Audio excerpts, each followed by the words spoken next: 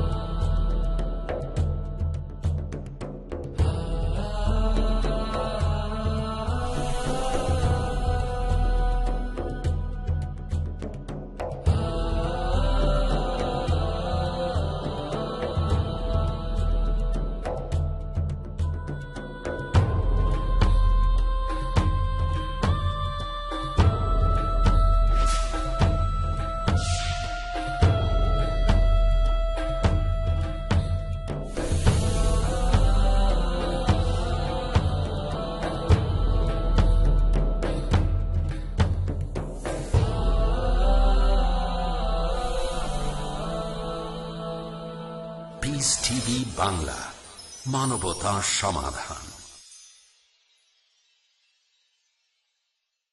From this day on, forever be true. Cherish this life that's destined for you. Live your life with kindness and care. Remember, Allah will always be there, be there. Nikahun mubarakun, mubarakun. Zawajun mubarakun, mubarakun. An-nikahu min sunnati. আলহামদুলিল্লাহ ওয়াসসালাতু ওয়াসসালাম আলা রাসূলিল্লাহ ওয়া আলা আলিহি ওয়া সাহবিহি আজমাইন, আম্মা বাদ। আউযু বিল্লাহি মিনাশ শাইতানির রাজীম। বিসমিল্লাহির রহমানির রহিম। হুন্না লিবাসুল লাকুম ওয়া আনতুম লিবাসুল লাহুন্না। রব্বি ইশরাহ লি সাদরি ওয়া ইয়াসসির লি আমরি ওয়াহলুল উকদাতাম মিন লিসানি ইয়াফকাহু কাওলি। আপনাদের সবাইকে স্বাগত জানাই ইসলামিক সম্ভাষণে। আসসালামু আলাইকুম ওয়া রাহমাতুল্লাহি ওয়া বারাকাতুহু। আল্লাহর দয়া, শান্তি এবং রহমত আপনাদের সবার উপরে বর্ষিত হোক। আজকে আমরা একটা বিশেষ অনুষ্ঠান করতে যাচ্ছি। অনুষ্ঠানের নাম হচ্ছে অর্ধাঙ্গিনী নাকি তিক্তাঙ্গিনী।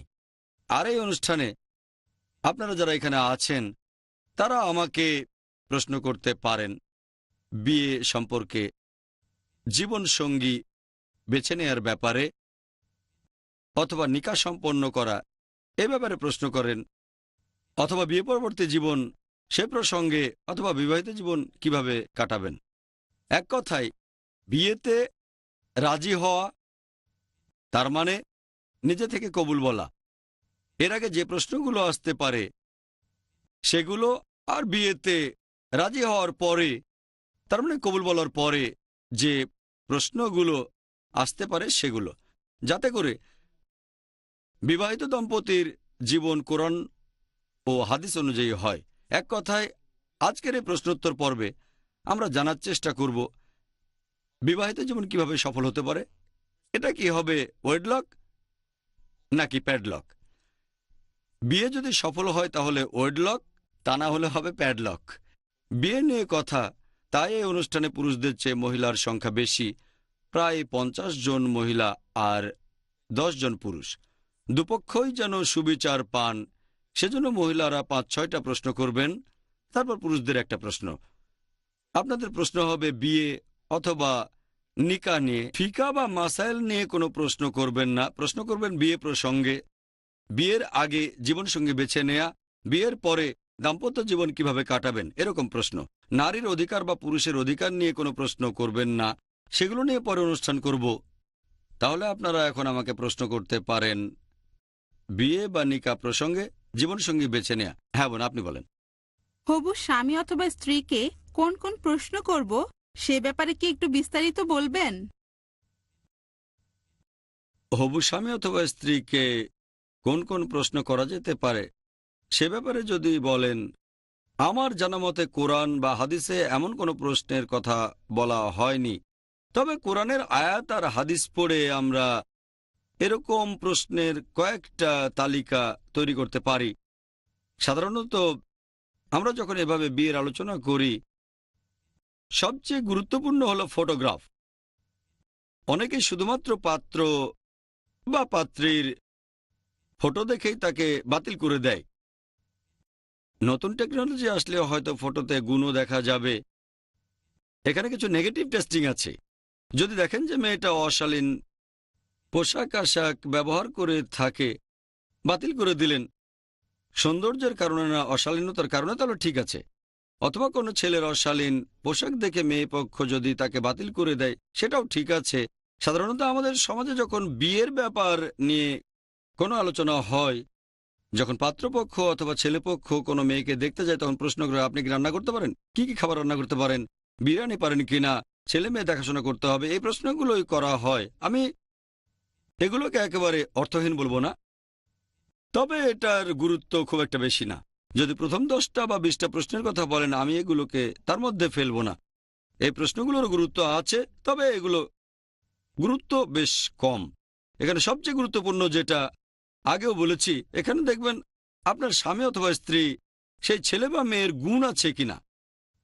তাহলে বিভিন্ন প্রশ্ন করে বোঝার চেষ্টা করবেন সেই ছেলে অথবা মেয়েটার গুণ আছে কিনা। অন্য 3টার ব্যাপারে জানা, সৌন্দর্য, সম্পদ, আভিজাত্য, এগুলো জানা খুব সোজা। গুণ এটা জানা কঠিন। যদি জানতে চান মেয়েটা সুন্দরী কিনা, তার দিকে তাকান, তাহলে জানতে পারবেন। মতভেদ হতে পারে, তবে মাত্র কয়েক মুহূর্তের মধ্যে বলতে পারবেন যে সে সুন্দরী কিনা। খুবই সহজ। যদি জানতে চান হবু স্বামী বা স্ত্রীর সম্পদ আছে কত, তাহলে ব্যাংক ব্যালেন্স দেখেন, একটু খোঁজ খবর নেন, তার কিরকম সম্পত্তি আছে, একটু খবর নিয়ে দেখেন ফাঁকিবাজি আছে কিনা, এটা লোন নেয়া নাকি তার নিজেরই এত টাকা আছে।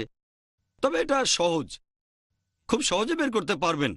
যদি না আপনার সাথে প্রতারণা করা হয়, তাহলে সহজেই জানতে পারবেন তার সম্পদ আছে কি নেই। তৃতীয় মানদণ্ড, যে তার জন্ম কোনো অভিজাত পরিবারে হয়েছে কিনা। তাহলে সেই ছেলে বা মেয়ের বংশলতিকা দেখেন, তার বাবা মা কে। এটাও খুব সহজ, আপনার অনুমান সঠিক হবে সেই সম্ভাবনায় বেশি, ভুলের সম্ভাবনা কম। সৌন্দর্য দেখলেই আপনি বুঝতে পারবেন, সম্পদ খোঁজ নিলেই জানবেন, আভিজাত্য এই ব্যাপারেও খোঁজ নিলে জানতে পারবেন, এরপর আপনি যাচাই করতে পারবেন। তবে একটা ছেলে অথবা একটা মেয়ের মধ্যে কি পরিমাণ গুণ আছে সেটা বের করা খুব কঠিন। আমরা যখন স্কুলে পড়তাম অথবা কলেজে, সেখানে কেমিস্ট্রি বা রসায়ন ক্লাসে ছিল কনফার্মিটি টেস্ট, সংক্ষেপে সিটি। কনফার্মিটি টেস্ট মানে টেস্ট করে আমি নিশ্চিত হচ্ছি যে এটা হলো পটাশিয়াম অথবা এটা সোডিয়াম, কনফার্মিটি টেস্ট। এছাড়াও আরেকটা হলো নেগেটিভ টেস্টিং, যে এই পদার্থটা অমুক ক্যাটাগরিতে পড়ে না। নেগেটিভ টেস্টিং, গুণের ক্ষেত্রে নেগেটিভ টেস্টিং করা খুবই সোজা। একজনের কোনো গুণ নেই এটা প্রমাণ করা খুবই সোজা। যেমন ধরেন, একটা ছেলে পাত্রী দেখতে গেল, মেয়েটা পড়ছে স্কার্ট আর মিনি, সহজেই বলতে পারবে মেয়েটা ভদ্র না, খুব সোজা। তবে মেয়েটা যদি পরে হিজাব, আপনি নিশ্চিত বলতে পারবেন না যে মেয়েটা ভদ্র। তাহলে গুণের ক্ষেত্রে নেগেটিভ টেস্টিং খুবই সোজা। জানতে পারলেন যে পাত্র মদ খায়, সে জুয়া খেলে, তাহলে নিশ্চিত সে গুণবান না, সহজ। তবে ধরেন মদ খায় না, আপনি নিশ্চিত বলতে পারবেন না যে সে গুণবান।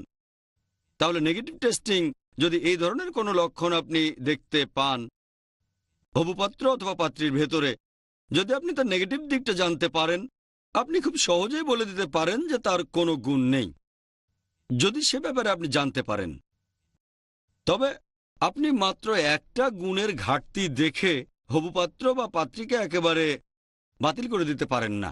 হতে পারে সেই অংশটা গুণের খুব সামান্য একটা পার্ট, তবে যদি তার অন্যরকম কোনো আরও গুণ থাকে, তাহলে আপনি সেই পাত্র বা পাত্রীর কথা ভাবতে পারেন, চিন্তা করতে পারেন। এখন প্রশ্নের তালিকার ব্যাপারে যদি বলতে হয়, প্রথমে সৌন্দর্য, সেটা তো আপনি তাকে দেখলেই বুঝতে পারবেন। পবিত্র কোরআনে সূরা নূর 24 নম্বর অধ্যায় 30 নম্বর আয়াতে আছে পুরুষদের হিজাবের কথা। মুমিন পুরুষদের বলো দৃষ্টি সংযত করো, লজ্জাস্থানে হেফাজত করো। নারীদের হিজাব সূরা নূর 24 অধ্যায় 31 নম্বর আয়াত, আর মুমিন নারীদের বলো তারা যেন দৃষ্টি সংযত করে লজ্জাস্থানে হেফাজত করে। জীবন সঙ্গী নির্বাচনে এই নিয়মে কিছুটা ছাড় আছে। আপনি আপনার হবু জীবনসঙ্গীর দিকে ভালো করে তাকাতে পারবেন। তাহলে প্রথম মানদণ্ডটা বেশ সহজ। এরপর আছে সম্পদ, আভিজাত্য। সম্পদের ব্যাপারটাও সহজেই জানা যায়, সম্পদের পরিমাণ জানা যায়। সবচেয়ে কঠিন হলো গুণ। আপনি বিভিন্ন প্রশ্ন করতে পারেন, আর হবু স্বামী বা হবু স্ত্রীর উত্তরের উপর নির্ভর করে আপনি পরের প্রশ্নটা করবেন। যেমন ধরেন একটা মেয়ে কোনো একটা ছেলের ইন্টারভিউ নেবে। সাধারণত আমাদের কালচারে, সমাজের নিয়ম অনুযায়ী ছেলেপক্ষ হবুপাত্রীকে যে কোনো প্রশ্ন করতে পারে, যে কোনো প্রশ্ন করতে পারে, কোনো সমস্যা নেই। তবে মেয়ে যদি প্রশ্ন করে তাহলে লোকজন ভাববে, আরে এ তো ভালো মেয়ে না, আমাকে প্রশ্ন করছে, এই মেয়ে তো খুব বেশি কথা বলে, এত অভদ্র, তাই না? একটা ছেলের যেমন জানার অধিকার আছে তেমনি একটা মেয়েরও আছে, তবে ইসলামিক নিয়ম মেনে চলতে হবে। আর খেয়াল রাখবেন কেউ যেন অপমান বোধ না করে। ছেলেকেই আগে প্রশ্ন করতে দেন, তাই ছেলেপক্ষকে আগে বলেন হ্যাঁ কি কি জানতে চান, সবকিছু যেন ভালোভাবে হয়। কেউ যেন না বলে আরে এ তো এক্সট্রা মডার্ন। মডার্ন হওয়া ভালো, মাশাআল্লাহ, ইসলাম একটা মডার্ন ধর্ম, তবে আমাদের সমাজে এরকম কালচার আছে, তাই ছেলেপক্ষকে আগে কথা বলার সুযোগ দিলে ভালোই হয়। অন্যদিকে ছেলেও এভাবে বলতে পারে যে আচ্ছা মেয়ে পক্ষ আগে প্রশ্ন করুক, কোনো সমস্যা নেই। তবে ছেলেরা সাধারণত আগে বলে, তাই এরকম করাটাই ভালো, তাহলে সব স্বাভাবিকভাবে চলবে। আর বেশিরভাগ প্রশ্নই, সব না হলেও বেশিরভাগই একরকম হতে পারে। যেমন ধরেন ছেলের কথা শেষ হলে মেয়ে প্রশ্ন করতে পারে, হবুপাত্রীর কাছে প্রশ্ন করবে যে আপনি কোন ধরনের মেয়ে বিয়ে করতে চান। ইনডাইরেক্টলি বোঝার চেষ্টা করছেন, ছেলেটা যে উত্তর দেবে সেটা শুনে আপনি বলতে পারবেন সে মানুষ হিসেবে কেমন। সে হয়তো বলবে যে আমি একজন সুন্দর স্ত্রী চাই, ভালো, খুব বেশি পজিটিভ না, আবার খুব নেগেটিভও না, অথবা আমি খুব শিক্ষিত একজন স্ত্রী চাই, ভালো, সমস্যা নেই। কিন্তু সে কি গুণ নিয়ে কোনো কথা বলেছে? যদি ছেলেটা এমন শর্তের কথা না বলে তাহলে সে নিজেই গুণবান না। অনেক সময় লিডিং প্রশ্ন, অনেক সময় ইনডাইরেক্ট প্রশ্ন সঠিক উত্তর পাওয়ার জন্য। এমন প্রশ্ন হতে পারে হাজার খানেক, শুধু প্রশ্নগুলো বলে এই অনুষ্ঠানটা শেষ করতে চাচ্ছি না। এরপর আপনি হয়তো তাকে প্রশ্ন করতে পারেন, হিজাব পরে না এমন মেয়েকে বিয়ে করতে রাজি আছেন? হ্যাঁ, মেয়েটা সুন্দরী হলে আমার কোনো আপত্তি নেই। তখনই বুঝতে পারবেন ছেলেটা গুণবান না। এভাবে ইনডাইরেক্ট প্রশ্ন করে আপনি হবু স্বামীর গুণ যাচাই করতে পারেন, ইনডাইরেক্ট প্রশ্ন করে। এটা একটা উপায়। এভাবে প্রশ্ন করতে পারেন যে মেয়ে নামাজ পড়ে না, তাকে বিয়ে করতে রাজি আছেন? অথবা পরবর্তীতে ডাইরেক্ট প্রশ্নও করতে পারেন। তাহলে এভাবে যাচাই করার চেষ্টা করবেন যে ছেলে বা মেয়েকে বিয়ে করতে যাচ্ছেন তার গুণের অবস্থাটা কি। নিকাহুন মুবারাকুন জাওয়াজুন মুবারাকুন।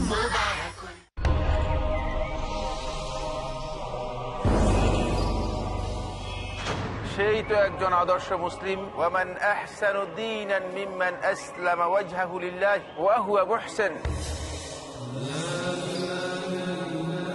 যে তার সত্তাকে আল্লাহর জন্য একনিষ্ঠভাবে সৎকর্ম পরায়ণ হয়ে অনুগত করল।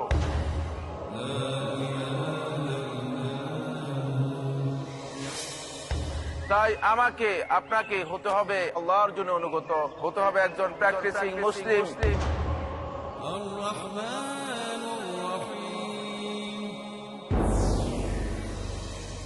তাই একজন আদর্শ মুসলিম হতে হলে পিস টিভি বাংলায় দেখুন আমার আলোচনা, একজন আদর্শ মুসলিমের করণীয় ও বর্জনীয়। কি কি রয়েছে সেই বৈশিষ্ট্য মালা যার কারণে বান্দা হতে পারে মহান আল্লাহর প্রিয়? জানুন এই অনুষ্ঠান যোগে আদর্শ মুসলিম, করণীয় ও বর্জনীয়। আজ রাত 9:30 বা পুনঃ সম্প্রচার সকাল 8টায় বাংলাদেশে পিস টিভি বাংলায়।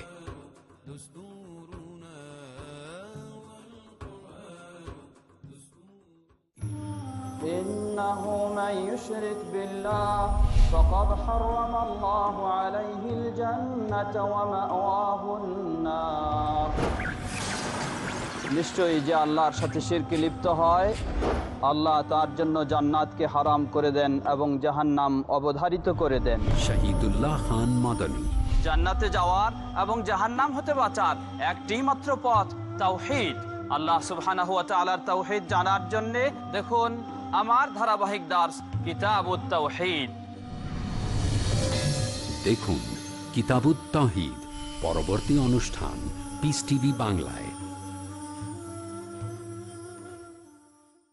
নিকাহুন মুবারাকুন জাওয়াজুন Mubarakun. ধরেন একটা ছেলে কোনো মেয়েকে হয়তো প্রশ্ন করবে, যদি আগে শুরু করে, অথবা ধরেন মেয়েটা ছেলেকে প্রশ্ন করবে, তখন লিডিং প্রশ্ন করতে পারেন সে কতখানি ধর্ম পালন করে, আগেই ধরে নেবেন না। এখানেও প্রশ্ন করতে পারেন যে আপনি কেমন স্বামী বা স্ত্রী চান। এটা খুবই ভালো প্রশ্ন। এই প্রশ্ন দিয়ে সহজে জানতে পারবেন যে অন্য পক্ষের দৃষ্টিভঙ্গিটা কেমন। মেয়েটা গুণবতী হলে কোরআন এবং সুন্নাহ অনুযায়ী উত্তর দেবে। তারপর প্রশ্ন করতে পারেন যে আপনি প্রতিদিন কতবার নামাজ আদায় করেন। কেউ হয়তো রাগ করতে পারে, ও নামাজ নিয়ে প্রশ্ন। তখন বলতে পারেন যে দুঃখিত, আমি আসলে ঠিক এভাবে বলিনি, তবে যেহেতু আমি একজন গুণবান স্বামী চাচ্ছি তাই শিওর হতে চাই, এভাবে প্রশ্ন করতে পারেন। কেউ বলবে 5 ওয়াক্ত, কেউ হয়তো বলবে 4 ওয়াক্ত রেগুলার পড়ি আর মাঝে মধ্যেই ফজরের নামাজটা মিস হয়ে যায়। এভাবে প্রশ্ন করার সময় আপনি নিজেই বুঝতে পারবেন যে উত্তর দিচ্ছে সে কি বানিয়ে বলছে নাকি সত্যি কথাগুলোই বলছে। ধরেন এমন একটা অবস্থা যেখানে ছেলেটা উত্তর দিচ্ছে, সে তখন ভাবতে পারে মেয়েটা খুব সুন্দরী আর সে চাচ্ছে একজন গুণবান স্বামী। সেই ছেলেও তখন অভিনয় করতে পারে, হ্যাঁ পুরো 5 ওয়াক্তে নামাজ পড়ি, কাজাও হয় না। তখন তাকে প্রশ্ন করবেন ফজরের নামাজের ওয়াক্ত কখন। জোহরের ওয়াক্ত না, কারণ জোহরের ওয়াক্ত সবসময় একই থাকে। জোহরের ওয়াক্ত শুরু হয় যখন সূর্য মাথার উপরে থাকে, তাই জিজ্ঞেস করবেন ফজরের ওয়াক্ত কখন। ফজরের ওয়াক্ত কখন যেন, আচ্ছা হতে পারে এটা জানে না, তাই আরেকটা সুযোগ দেন, মাগরিবের নামাজের ওয়াক্ত কখন। আর প্রশ্ন করার সময় খুব বেশি অহংবোধ দেখাবেন না, বিনয়ের সাথে বলেন, নরম করে বলেন। আর যার ইন্টারভিউ নিচ্ছেন তার টাইপের উপর ভিত্তি করে আপনার প্রশ্ন বদলে যেতে পারে। অনেকে খুব বেশি সেন্সিটিভ, আমি কয় ওয়াক্ত নামাজ পড়ি সেটা আপনাকে বলতে হবে। এটা প্রথম প্রশ্ন হবে না, অন্যান্য প্রশ্নের মাঝেই প্রশ্নটা করবেন। প্রথমে প্রশ্ন করতে পারেন আপনার লেখাপড়াটা কত দূর। এই ধরনের প্রশ্নে লোকজন মাইন্ড করে না, এটা সাধারণ প্রশ্ন। যদি প্রথমেই নামাজের কথা বলেন তাহলে সমস্যা হতে পারে, যদি সে লোক গুণবান না হয়, অথবা গুণবান হলেও সে ভাবতে পারে তার তাকওয়া নিয়ে সন্দেহ করছেন, হয়তো সে খোলা মনের না। আপনি জিজ্ঞেস করতে পারেন সে কোথায় লেখাপড়া করেছেন, এখানে যাচাই করতে পারেন তার ইংরেজি কতটা ভালো, বাংলায় কেমন কথা বলে। এই জিনিসগুলো ঠিক গুণের পর্যায়ে পড়ে না, এগুলো মানানসই। একজন মানানসই জীবনসঙ্গী পাওয়া এটা খুব গুরুত্বপূর্ণ। যদি অপশন থাকে যে একজন লোক গুণবান কিন্তু ইংরেজি জানে না, আরেকজন লোক গুণবান এবং ইংরেজি জানে, আপনি যে ভাষায় কথা বলতে স্বাচ্ছন্দ্য বোধ করেন, এভাবে আপনি নিজে যাচাই করে দেখতে পারেন। এভাবে সাধারণ কিছু প্রশ্ন করতে পারেন। লেখাপড়া কত দূর, শিক্ষাটা বেশ গুরুত্বপূর্ণ। কত দূর পড়েছেন, কোত্থেকে পাশ করেছেন, কোন কলেজে পড়েছেন, তারপর কোন সাবজেক্টে পড়েছেন। এভাবে প্রশ্ন করে পরিস্থিতি সহজ করে ফেলবেন। প্রথমেই পরিস্থিতি সহজ করার পরে তার উত্তরগুলো যাচাই করে দেখবেন তার ইংরেজি কতটা ভালো, তারপর তার লেখাপড়ার মান কেমন, এটাও গুরুত্বপূর্ণ। নবীজির বলা 4টা মানদণ্ডের মধ্যে শিক্ষাটা নেই, তবে মানানসই জীবনসঙ্গী চাইলে এমন না যে অশিক্ষিত মানুষ বিয়ে করবেন না। তবে যদি আপনি শিক্ষিত হন আর মানানসই জীবনসঙ্গী চান, এটার অনুমতি আছে। তাহলে এভাবে যাচাই করবেন তার লেখাপড়ার মান, ভাষার দক্ষতা, তার কালচার, এগুলো গুরুত্বপূর্ণ। তবে মূল লক্ষ্য হচ্ছে গুণ। লিডিং প্রশ্ন করতে পারেন নামাজ সম্পর্কে জানার পরে, আপনি কি রমজান মাসে রোজা রাখেন? এটা লিডিং প্রশ্ন। আপনি কি পুরো মাসই রোজা রাখেন নাকি বছরের অন্যান্য মাসগুলোতেও রোজা রাখেন? যদি বলেন রোজা রাখেন, এসব কি বলছেন, তাই বলবেন আপনি কি শুধু রমজান মাসেই রোজা রাখেন নাকি অন্যান্য সময়েও রোজা রাখেন। এভাবে বললে হয়তো মাইন্ড করবে না। এখানে যদি সে বলে শুধু রমজান মাসে রোজা রাখি, সেটা যথেষ্ট। এমন না যে শাওয়ালের রোজা রাখতেই হবে, রাখলে ভালো, আলহামদুলিল্লাহ। এভাবে ইসলামের স্তম্ভগুলো যাচাই করে দেখবেন, আর নামাজ পড়ে কিনা, তারপর রোজা রাখে কিনা। জাকাতের ব্যাপারে প্রশ্ন করতে পারেন, আপনি কি হজ করেছেন? এই প্রশ্নে কেউ মাইন্ড করবে না। এভাবে জেনে নিতে পারেন। আর সবচেয়ে গুরুত্বপূর্ণ আকীদা, ইসলাম ধর্মের বিশ্বাস জিজ্ঞেস করবেন। আপনি কোন মাযহাবের কথা মেনে চলেন? আপনার মতে ইসলামের সবচেয়ে গুরুত্বপূর্ণ বই কোনটা? এভাবে যাচাই করবেন যাকে বিয়ে করতে যাচ্ছেন ইসলাম সম্পর্কে তার কতখানি জ্ঞান আছে, কোরআন এবং সুন্নাহ। তারপর কিছু লিডিং প্রশ্ন করে যাচাই করতে পারেন সে কোনো রকম বিধার কাজে জড়িত আছে কি না। হয়তো রোজা রাখে, হয়তো নামাজ পড়ে, সে হজও করে এসেছে, হয়তো নিয়মিত জাকাত দেয়। এখানে রিডিং প্রশ্ন করে জেনে নেন যে সে ধর্মে নতুন আবিষ্কারের সাথে জড়িত কিনা, কারণ এসবের সাথে জড়িত থাকলে ইসলামের প্রথম স্তম্ভ তাওহীদ খুবই গুরুত্বপূর্ণ। সে কোনো শিরকের সাথে জড়িত থাকতে পারবে না, কারণ শিরক হচ্ছে ইসলামের সবচেয়ে বড় গুনাহ। পবিত্র কোরআনে আছে সূরা নিসা 4 নম্বর অধ্যায়ের 48 নম্বর আয়াতে, সূরা নিসা 4 নম্বর অধ্যায়ের 116 নম্বর আয়াতে, যে আল্লাহ চাইলে যে কোনো গুনাহ ক্ষমা করতে পারেন, কিন্তু তার সাথে শরীক ক্ষমা করবেন না। যে আল্লাহর শরীক করে সে ভীষণভাবে পথভ্রষ্ট হয়। হ্যাঁ, কোনো মুসলিম জনসমক্ষে শিরক করবে না, তবে অন্য রকমের শিরকও আছে, হয়তো নিচু স্তরের একটু। এভাবে আকীদার উপরে লিডিং প্রশ্ন করতে পারেন তার চিন্তাভাবনা সম্পর্কে, দেখবেন আপনার সাথে ম্যাচ করে কিনা, আর সেটা কোরআন হাদিসের সাথেও ম্যাচ করে কিনা। প্রধান লিডিং প্রশ্নগুলো হবে গুণ নিয়ে, আর উত্তরগুলো শুনে যাচাই করে দেখবেন সে যে ইসলাম মেনে চলে সেটা কি শুধু রীতিনীতি, কালচার, কোরআন এবং হাদিস মেনে। এভাবে যে উত্তরগুলো দেবে হবু স্বামী বা স্ত্রী যারা বিয়ে করতে যাচ্ছে, তাদের উত্তর হবে কোরআন হাদিসের উপর ভিত্তি করে। আপনাকে আরও দেখতে হবে সে কোনো বড় গুনার সাথে জড়িত আছে কি না। অন্তত এটা খুঁজে বের করেন, সবগুলো না পারলেও কমন যে গুনাহগুলো আছে সেগুলো জিজ্ঞেস করবেন। নামাজ, যাকাত, এরকম বিভিন্ন প্রসঙ্গ। খুন করেছে কিনা জিজ্ঞেস করবেন না, এটা দ্বিতীয় বড় গুনাহ। জাকির ভাই বলেছে এই যে প্রশ্নের লিস্ট, শিরক, তারপরে খুন, কাউকে খুন করেছেন, এখানে আপনাকে ধরে নিতে হবে যে সে কোনো খুন করেনি। তবে আপনি এভাবে বলতে পারেন, আশা করি আপনার কোনো বদভ্যাস নেই, প্লিজ কিছু মনে করবেন না, আমি আসলে একজন গুণবান স্বামী চাচ্ছি, তাই শিওর হচ্ছি যে আমার জীবনসঙ্গী হতে যাচ্ছে তার এমন কোনো বদভ্যাস আছে কিনা, যেমন মদ পান করা অথবা মাদক নেয়া, ধূমপান করে কিনা। সে বলতে পারে কোনো বদভ্যাস নেই, শুধু একটু ধূমপান করি। এটা নেগেটিভ, তবে কিছু ব্যাপারে ছাড় দেয়া যায় যদি অন্যগুলো ভালো হয়। এমন না যে একটা উত্তর না হলে একেবারে বাদ। সে বলতে পারে আমি 4 ওয়াক্ত নামাজ পড়ি, ফজরটা মাঝে মধ্যে মিস হয়ে যায়, তার মানে এই না যে তাকে বাদ দিয়ে দেবেন আপনি। অথবা বলল শুধু আমি জুম্মার নামাজটা পড়ি, তাহলে একটু সমস্যা আছে। আপনি চিন্তা করেন। এভাবে উত্তর শুনে আপনি তাকে বিভিন্ন রকম প্রশ্ন করতে পারেন। বিভিন্ন উত্তর শুনে আপনি তাকে জিজ্ঞেস করতে পারেন যে আপনার মতে ইসলাম ধর্মের বাণী প্রচার করার গুরুত্ব কতখানি। যাচাই করেন সে মুসলিম হিসেবে গর্ববোধ করে কিনা, আর দেখলেই বুঝবেন তার মুখে দাঁড়িয়ে আছে কিনা। যদি মেয়ে তার হবু স্বামীকে দেখে, কোনো ছেলে যদি তার হবু স্ত্রীকে দেখে, সে দেখতে পাবে মেয়েটা হিজাব পরে কিনা। তবে আপনাকে সাবধান হতে হবে।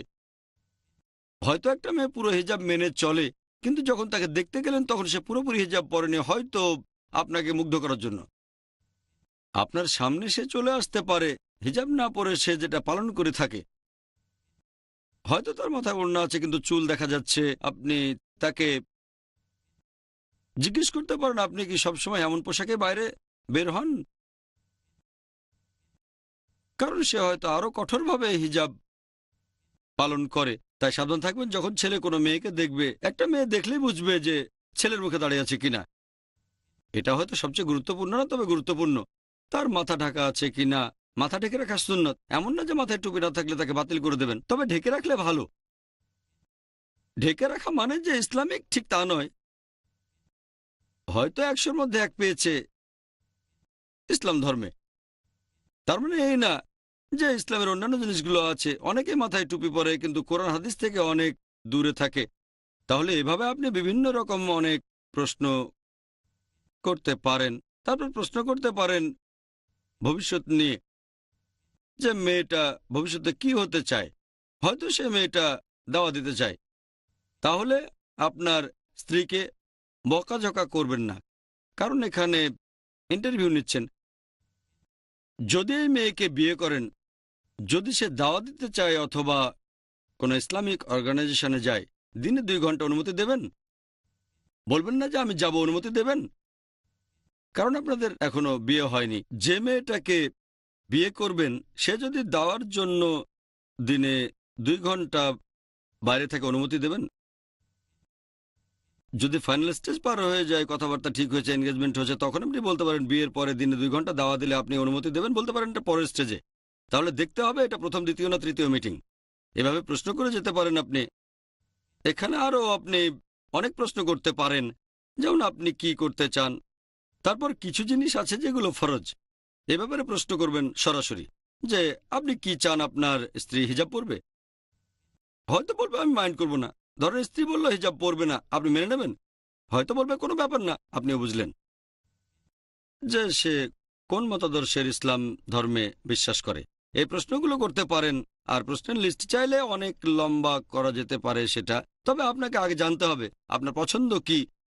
যদি জানেন আপনি দায়ী আর দায়ী চাচ্ছেন একজন, এমন হলে জিজ্ঞেস করতে পারেন যে আপনার পেশা কি, আপনি আল্লাহ তাআলার বাণী প্রচার করার জন্য কতটা সময় ব্যয় করেন, অথবা সে একজন গড়পড়তা সাধারণ মুসলিম কি না, দিনে 5 ওয়াক্ত নামাজ পড়ে, রমজান মাসে রোজা রাখে, হয়তো হজ পালন করেছে, ধূমপান করে না, মদ পান করে না। ভালো, তবে আর অন্য কিছু কি আছে? সে কি দাওয়ার সাথে জড়িত? সে কি ইসলামের বাণী প্রচার করে? সে কি মুসলিম হিসেবে গর্বিত, নাকি সে মুসলিম হিসেবে লজ্জিত, সে লজ্জা পাচ্ছে? তার বন্ধু বান্ধবরা কিরকম? এই প্রশ্নের লিস্ট কখনো শেষ হবে না। আর এভাবে বিভিন্ন প্রশ্ন করে বের করার চেষ্টা করবেন। এরকম ইন্টারভিউ কয়েক ঘন্টা ধরে হতে পারে একবার, অথবা হতে পারে কয়েকবার। এমন কোনো নিয়ম নেই যে একটাই মিটিং হবে আর সেই মিটিং এর সময়টা কতক্ষণ। এখানে যতটা কথা বলতে পারেন, তবে প্রস্তুতি নিয়ে যান, প্রশ্নগুলো লিখে নেন, ভুলে যেতে পারেন, হয়তো আপনার মাথায় থাকবে না, তাই লিখে ফেলেন, একটা লিস্ট বানান, তারপর প্রশ্ন করেন। তার বদভ্যাস সম্পর্কে জানতে চাইবেন, কি কাজ করতে চান, আর আপনার স্ত্রী রোজগার করবে এটা আপনি মেনে নিতে পারবেন কিনা, তার মনোভাব জানার জন্য। এইরকম প্রশ্নগুলো। আর কথা বলার সময় খেয়াল রাখতে হবে, তখন আপনি কথা বলবেন একজন গুণবতী মেয়ের মতো। বলবেন আমি বাসাবাড়ির গুরুত্বপূর্ণ কাজগুলো করার পরে, এমন না যে দাওয়া দেব মানে দিনে 10 ঘন্টা দাওয়া দেব আর বাসায় এসে শুধু আরাম করব। বাসার কাজগুলো করতে হবে, সেটাও গুরুত্বপূর্ণ।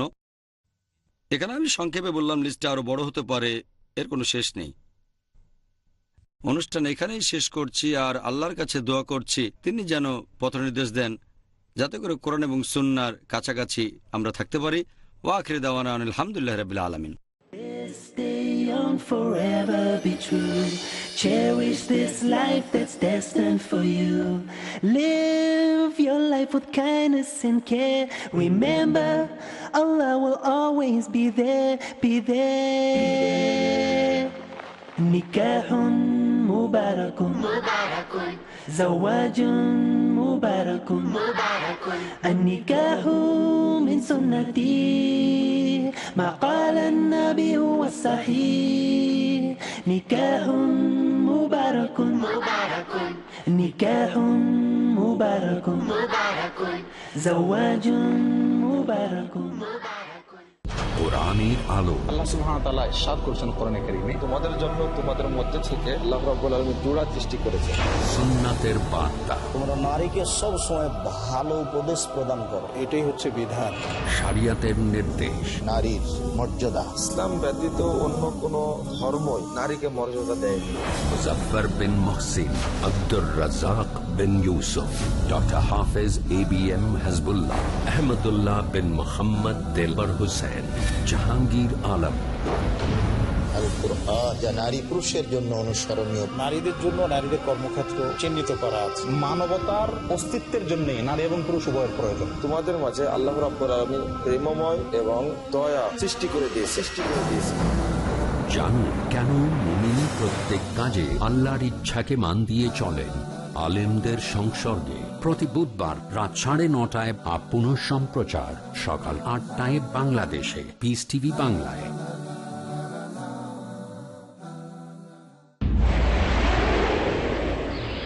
ডক্টর জাকিরের আন্তরিক বার্তা।